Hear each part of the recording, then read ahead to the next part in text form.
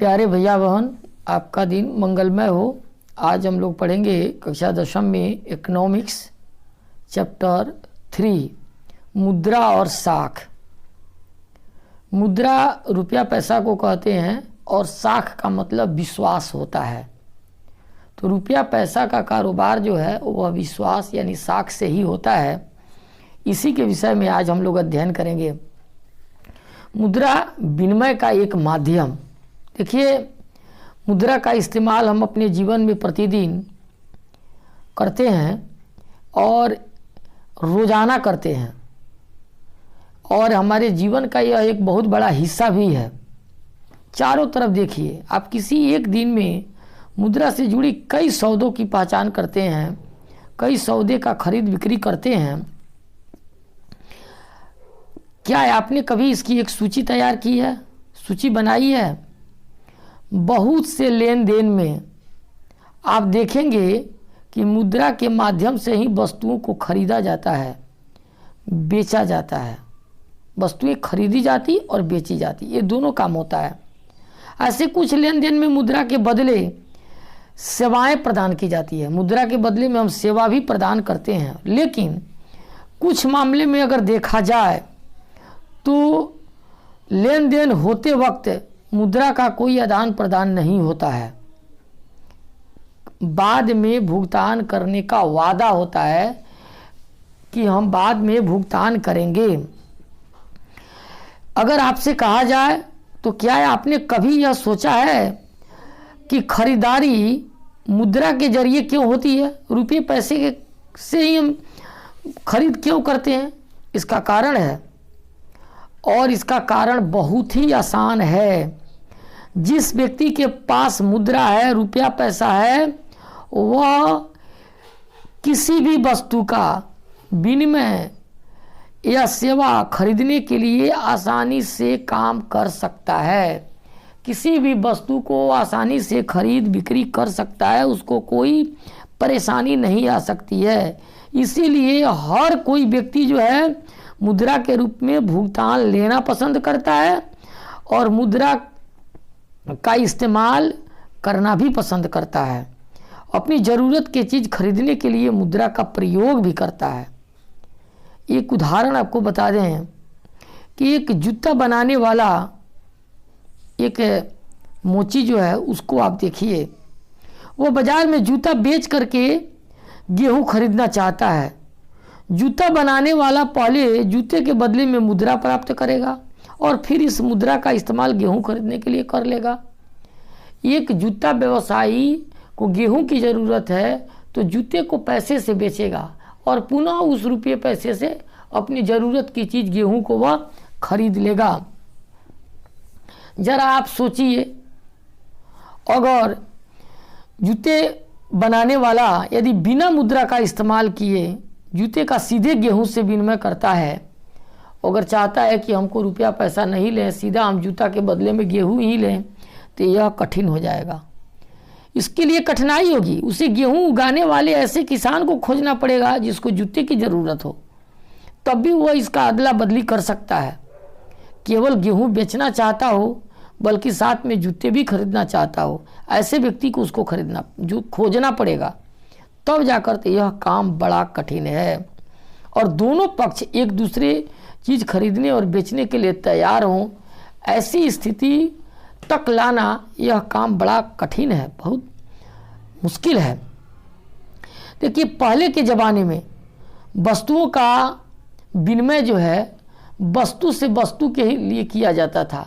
एक वस्तु देकर और दूसरा वस्तु प्राप्त किया जाता था जब मुद्रा का प्रचलन नहीं था तब। लेकिन जब इस तरह का काम जब होता था तो यह बहुत कठिनाइयों का सामना करना पड़ता था। हमको जिस वस्तु की ज़रूरत है, तो जिसके पास हमारे पास जो वस्तु है उसकी ज़रूरत होगी, तब भी उससे अदला बदली हम कर सकते हैं। अगर उसको नहीं ज़रूरत है तो फिर हमारे साथ कठिनाई हो जाएगी। तो पहले के ज़माने में जब मुद्रा का प्रचलन नहीं था और वस्तु विनिमय प्रणाली था, यानी वस्तु के द्वारा ही वस्तु का आदान प्रदान किया जाता था, वस्तु के द्वारा ही वस्तु का खरीद बिक्री किया जाता था, जिसको हम वस्तु विनिमय प्रणाली कहते हैं। उस समय बहुत कठिनाई होती थी। उसी कठिनाई को दूर करने के लिए बाद में मुद्रा का प्रचलन का प्रयोग किया गया। आवश्यकता का दोहरा संयोग कहा जाता है इसको। एक व्यक्ति जो वस्तु बेचने की इच्छा रखता है, वही वस्तु दूसरा व्यक्ति खरीदने की भी इच्छा रखता हो।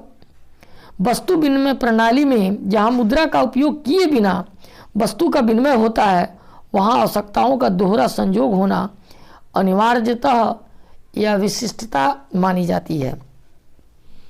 इसकी तुलना में ऐसी अर्थव्यवस्था जहाँ मुद्रा का प्रयोग होता है, रुपये पैसे महत्वपूर्ण मध्यवर्ती भूमिका प्रदान करके आवश्यकताओं के दोहरे संयोग की जरूरत को समाप्त कर देता है। फिर भी जूता बनाने के लिए जरूरी नहीं रह जाता कि वो ऐसे किसान को ढूंढे जो न केवल उसके जूते को खरीदे, बल्कि साथ साथ उसको गेहूं भी बेचना पड़े। उसे केवल अपने जूते के लिए खरीदार ढूंढना है। खरीदार जूते को खरीद लेगा, उसके बदले में उसको रुपया मिलेगा और वह उस रुपये से वह बाजार में गेहूं या जो अपनी इच्छा की वस्तु है वह खरीद सकता है। मुद्रा विनिमय प्रक्रिया में मध्यस्थता का काम करती है। इसी हम विनिमय का माध्यम कहते हैं मुद्रा को। अब है मुद्रा के आधुनिक रूप। वर्तमान समय में मुद्रा का प्रचलन किस रूप में है, हम ये जानेंगे थोड़ा। देखिए, मुद्रा ऐसी चीज है जो लेन देन में विनिमय का माध्यम बनती है। विनिमय का मतलब होता है वस्तुओं का आदान प्रदान। सिक्कों के चलन से, जब सिक्कों का प्रचलन था, पहले तरह तरह की चीज़ें मुद्रा के रूप में इस्तेमाल की जाती थी। उदाहरण के लिए ले लीजिए, प्रारंभिक समय में भारतीय अनाज और पशु का मुद्रा के रूप में इस्तेमाल करते थे, और उसके बाद सोना, चांदी, तांबा जैसी धातुओं के सिक्कों का प्रचलन हो गया, जिसका चलन पिछली सदी तक होता रहा है धातुओं के। लेकिन अब जो है मुद्रा एक करेंसी के रूप में आ रही है। वर्तमान समय में करेंसी रुपये पैसे नोट को कहते हैं। मुद्रा के आधुनिक रूप में करेंसी कागज के नोट और सिक्के शामिल हैं। करेंसी में वे चीज़ें जो पहले मुद्रा के रूप में प्रयोग की जाती थी, उसके ठीक उल्टा आधुनिक मुद्रा बहुमूल्य वस्तुओं जैसे सोना, चांदी और तांबे के बने सिक्कों से नहीं बनी है। अनाज और पशुओं की तरह वे रोजमर्रा की चीज़ें भी नहीं है। आधुनिक मुद्रा आज इस प्रकार का अपना कोई इस्तेमाल नहीं करता। विनिमय का माध्यम हम क्यों स्वीकार करते हैं? इसे विनिमय का माध्यम इसलिए स्वीकार किया जाता है क्योंकि किसी देश की सरकार इसको स्वीकृति प्रदान की है या प्राधिकृत करती है। भारत में भारतीय रिजर्व बैंक केंद्रीय सरकार के तरफ से करेंसी नोट जारी करता है। भारतीय कानून के अनुसार किसी भी व्यक्ति या संस्था का मुद्रा जारी करने की इजाज़त नहीं है सरकार के बिना, भारतीय रिजर्व बैंक के बिना। इसके अलावा कानून विनिमय का माध्यम के रूप में भी रुपये का इस्तेमाल करने की वैधता प्रदान करता है। तब भी हम रुपये का इस्तेमाल करते हैं, जिसे भारत में सौदों में अदायगी के लिए मना नहीं किया जा सकता। कोई भी व्यक्ति से अगर कोई सौदा करना हो तो रुपया लेने से इनकार नहीं कर सकता है। भारत में कोई व्यक्ति कानूनी तौर पर रुपये में अदायगी को अस्वीकार नहीं कर सकता। अदायगी माने कोई चीज़ हम खरीदना चाहता है और रुपया देना चाहते हैं तो व्यक्ति रुपया लेने से इनकार नहीं कर सकता। रुपया व्यापक स्तर पर विनिमय का माध्यम स्वीकार किया गया है। अब है बैंकों में निक्षेप। बैंकों में निक्षेप कैसा? निक्षेप का मतलब क्या होता है? ये बचा हुआ धन लोग मुद्रा बैंक में निक्षेप के रूप में भी रखते हैं। लोगों के पास जो धन दौलत बच जाता है, जो रुपये बच जाते हैं, उसको बैंक में रख देते हैं। किसी समय पर लोगों को रोजमर्रा का आवश्यकताओं के लिए कुछ ही करेंसी की ज़रूरत होती है, कुछ रुपये पैसे की ज़रूरत होती है। अगर उदाहरण के लिए हम देख लें तो हर महीने के आखिर में वेतन वाले मजदूरों के अलावा नगद भी होता है। लोग इस अतिरिक्त नगद का क्या करते हैं भाई? वे इसे बैंक में अपने नाम के खाता खोल करके जमा कर देते हैं। बैंक में जमा स्वीकार करता है और इस पर ब्याज भी देता है बैंक। इस तरह लोगों का धन बैंकों के पास सुरक्षित रहता है और इस पर पूरी तरह से सूद मिलता है, ब्याज मिलता है। लोगों को अपनी आवश्यकता के अनुसार इसमें से धन निकालने की सुविधा उपलब्ध होती है। जब ज़रूरत पड़ी आप बैंक से पैसे निकाल सकते हैं। आपके नाम पर भी बहुत सारे अकाउंट होंगे, आपके घर में भी बहुत सारे खाते होंगे। बैंक खातों में जमा धन को मांग के जरिए निकाला जा सकता है। हम मांगते हैं बैंक से, बैंक तब देती है, इसीलिए इस जमा को मांग जमा भी कहा जाता है। मांग जमा एक अन्य दिलचस्प सुविधा देता है। यह सुविधा इससे मुद्रा का यानी विनिमय का माध्यम महत्वपूर्ण लक्षण भी प्रदान करती है। आपने नगद के बजाय बैंक से चेक से भुगतान करने के बारे में भी सुना होगा कि किसी को नगद नहीं देकर उसको चेक दे देते हैं। चेक क्या है? चेक एक बहुत ही बैंक द्वारा जारी किया गया महत्वपूर्ण कागज है। चेक से भुगतान के लिए भुगतानकर्ता माने जिसका किसी बैंक में खाता है एक निश्चित रकम के लिए चेक काटता है। चेक ऐसा एक कागज है जो बैंक को किसी व्यक्ति के खाते में चेक पर लिखे नाम से किसी दूसरे व्यक्ति को एक खास रकम का भुगतान करने का आदेश देता है। देखिए ये कि यहाँ चेक का नमूना दिया हुआ है। चेक द्वारा कैसे भुगतान किया जाता है ये देख लीजिए। चेक द्वारा भुगतान करने के दो तरीके हैं। एक तो है यहाँ देखिए कॉर्नर पर, बाएं कॉर्नर पर लिखा है एसी पेई। एसी पेई का मतलब होता है अकाउंट पेई, यानी यह जब चेक जब भी भेजेगा अकाउंट में ही भेजेगा।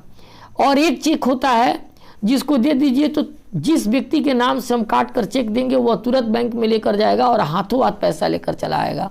लेकिन जहाँ एक कॉर्नर पर लिखा हो एसी पेई, इसका मतलब जो इस व्यक्ति के बैंक के अकाउंट में ही पैसे जमा होंगे, उसको नगद के रूप में ये पैसा नहीं मिल पाएगा।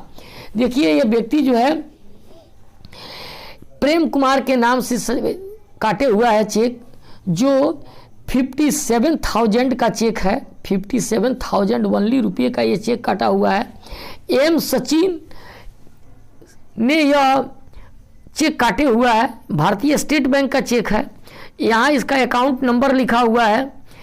यही चेक जब यह प्रेम कुमार बैंक में लेकर जाएंगे तो बैंक उनके अकाउंट में इस चेक को जमा करेगी, इस चेक का जांच करेगी और सही चेक पाने के बाद प्रेम कुमार के अकाउंट में एम सचिन के अकाउंट से 57,000 रुपये ट्रांसफ़र कर देगी। यह चेक द्वारा भुगतान का एक माध्यम है। इस तरह हम देखते हैं कि मांग जमा में मुद्रा के अनिवार्य लक्षण मिलते हैं। मांग जमा के बदले चेक लिखने की सुविधा से बिना नगद का इस्तेमाल किए सीधा भुगतान करना संभव हो जाता है। मांग जमाओं को करेंसी के साथ साथ व्यापक स्तर पर देखा जाए तो भुगतान करने का माध्यम स्वीकार किया गया है। इसीलिए आधुनिक अर्थव्यवस्था में इसे भी मुद्रा समझा जाता है। यहाँ आपको बैंक की भूमिका को याद रखना होगा। बैंक के लिए इन जमा के बदले कोई भी मांग जमा भुगतान नहीं होगा। रुपये पैसे के आधुनिक रूप करेंसी और जमा आधुनिक बैंक प्रणाली की कार्य प्रणाली में बहुत करीब से जुड़े हुए हैं। वर्तमान समय में आप देखिएगा बैंक ने एक सभी लोगों को एटीएम जारी किया, एक कार्ड जारी किया है।